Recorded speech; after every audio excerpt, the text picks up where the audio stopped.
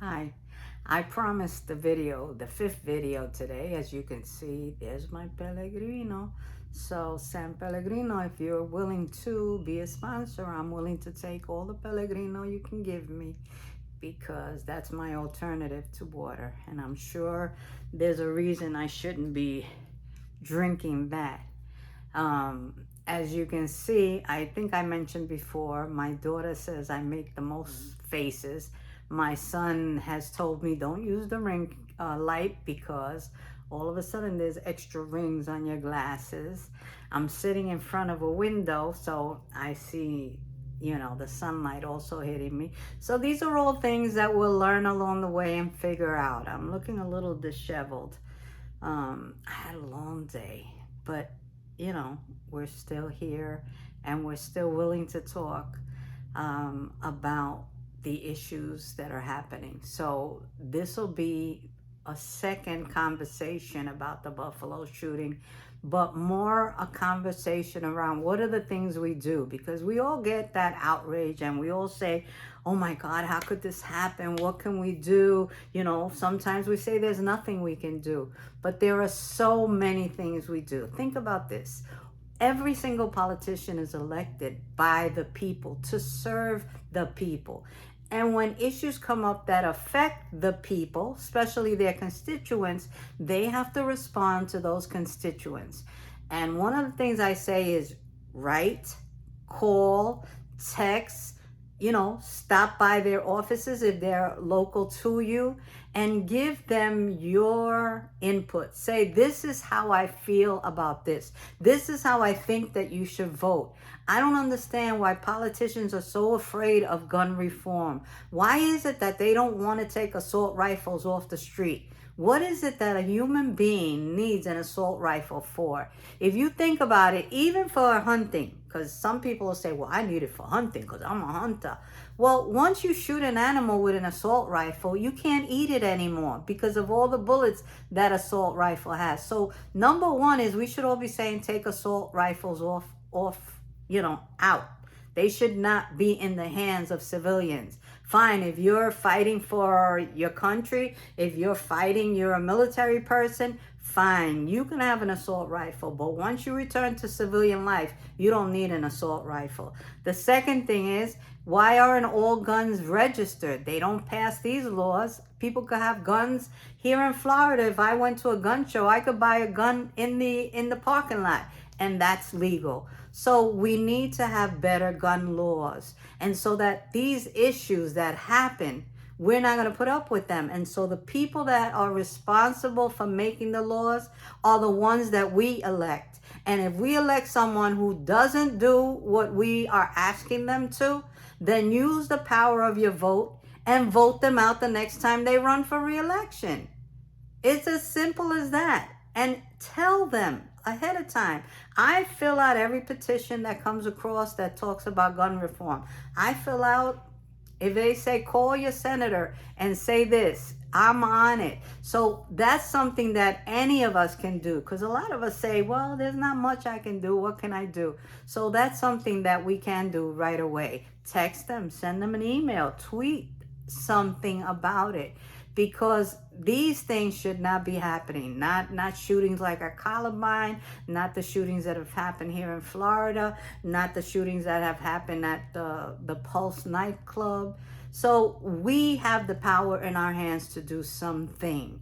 And so if we don't do anything, you know what they say, if you stand for anything, you fall for anything. You can't complain, you can't be crying and saying, oh my God, it's so terrible. Yeah, it is terrible.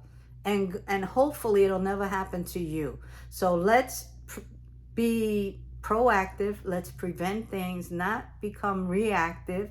And when our politicians don't respond to us, then we need to hold them accountable. So this is why I say term limits are important. These people should not have a lifetime job and they haven't done anything about this. No. With the shootings in Connecticut, the ones in Florida, and there's still no gun reform.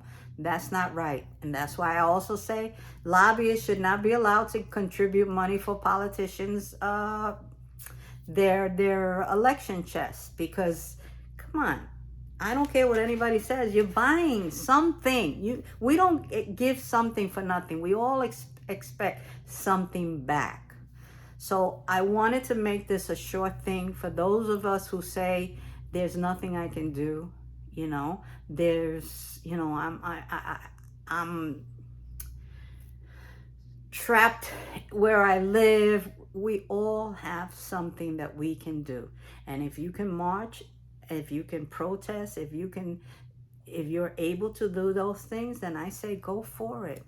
So I do have a lot to say, not so much on this anymore, because I think, you know, after a while we get oversaturated and then we say, oh, I already know that. I heard all about it.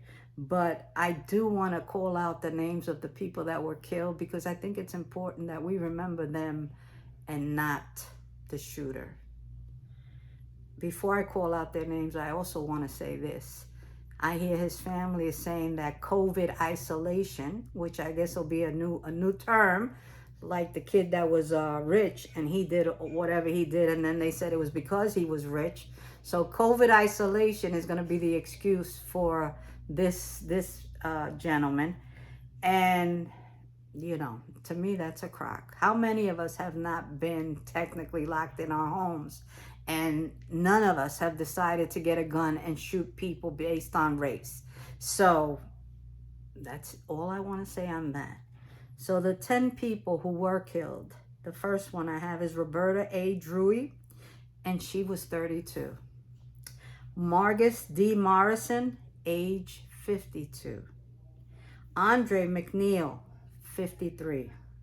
Aaron Salter, 55. Geraldine Talley, 62. Hayward Patterson, 67. Catherine Massey, 72. Pearl Young, 76. Ruth Whitfield, 86. There were 3 people who also were injured. Zaire Goodman, he was age 20. Jennifer Warrington, age 50. And Christopher Braden, age 55. If you look at the ages of the majority of these people, you can see why that kid was terrified and why he picked them. Right? No, of course not.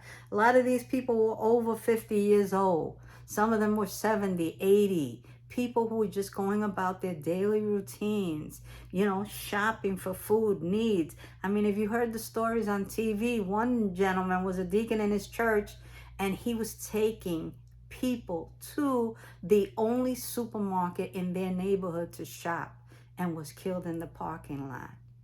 Someone was there because she was helping her brother who had cancer, and she was shopping for him.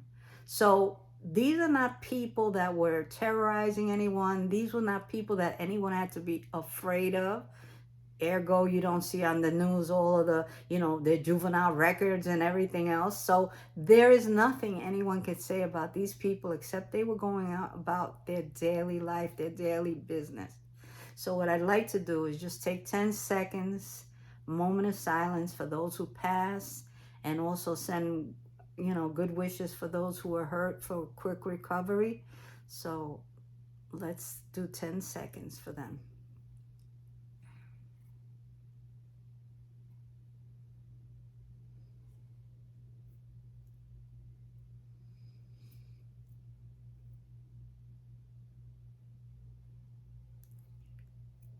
And for the rest of you, my listeners, tell other people to get on. I'm really interested in comments. I'm really interested in some kind of dialogue, because a lot of us have things that we want to say and we just hold it in. Maybe we're afraid. Maybe we don't think people are listening. But I'm listening, and I hope that you're listening to me as well. So share my YouTube channel with your friends, and be safe, be well.